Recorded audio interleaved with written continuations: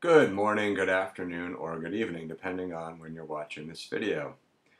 Today we're just going to make a really quick video for the WordPress newbie, and we're going to cover the process of looking for and installing a plugin into your WordPress website in order to add some functionality that you are currently lacking or some functionality that you think could be done in a better way. There are several ways that you can add a plugin to your WordPress website. In this video, I am simply going to cover what, in my opinion, is the quickest and easiest way, especially if you're new to WordPress. So without further hesitation, I'm going to get logged into my WordPress website here and jump right over into my own dashboard. And here we are. Now, for the purposes of this video, we're going to look for and install, how about a social media widget or maybe some social media share buttons. So what we're going to do is we're going to go over here to the menu options of our website and we're going to go to Plugins, Add New. We're going to go to this handy little search bar provided for us, and this is this particular type of plugin I've searched for before, so I'm just going to go right down here to social media share buttons and search for plugins, and you can see that WordPress returns a ton of different options that we can choose from. Now, two quick things that I want to make you aware of before you choose and install a plugin, or rather three quick things I want to make you aware of is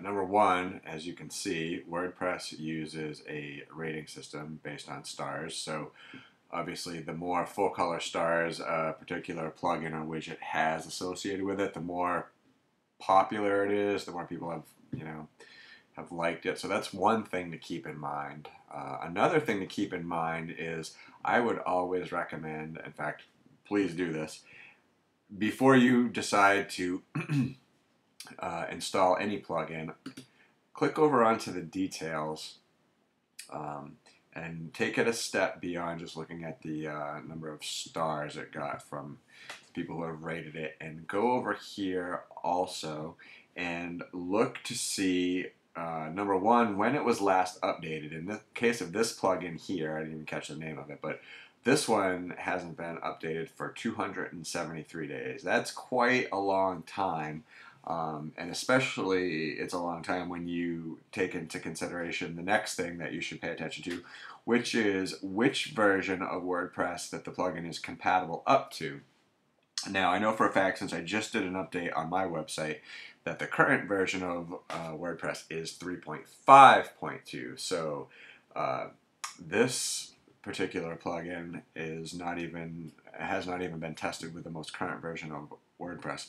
So in the case of this particular plugin, I'm glad that I chose it so I could use it as a demonstration, but I would not feel safe installing it. So I'm going to get right out of that, and I'm going to just check this one over here, Social Media Feather. Again, this one, checking when it was last updated 4 days ago, that's wonderful, and it is compatible up until the most current version of WordPress right here.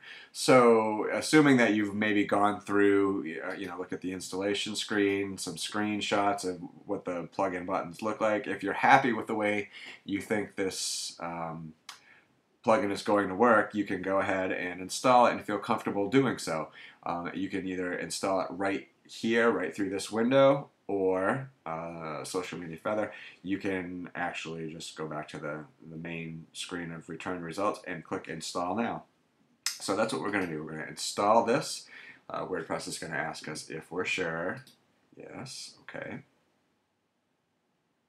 And it's going to take us into the installation process. This was a quickie. Most WordPress plugins actually do install relatively quickly, not all as quick as this one, but this one is ready to go. So all we need to do now is activate the plugin, and there we are right here, Social Media Feather. It's active and it's ready to go. Now, please keep in mind every widget, every plugin that you install. Um, obviously they're going to add new functionality to your website depending on what the plugin is and how the author of that plugin configured things. You are likely going to have more choices show up here in your dashboard over here to the left. It would be impossible for me to go through every single little detail that might show up. You're just going to have to mess around with whatever plugin you choose to install. Again, this was just a really basic tutorial on how to find the plugin and how to install it. Every plugin is going to be a little bit different. So now that you know the process, go ahead, try installing a plugin and mess around with the back end. There's almost no limit to what you can do, to what kind of functionality you can add to your WordPress website. So have fun. If you have any questions or any comments or anything that you think that I could have done better in this screencast, feel free to leave them below. And if I can help you out in any way further, I am more than happy to do so. Thank you.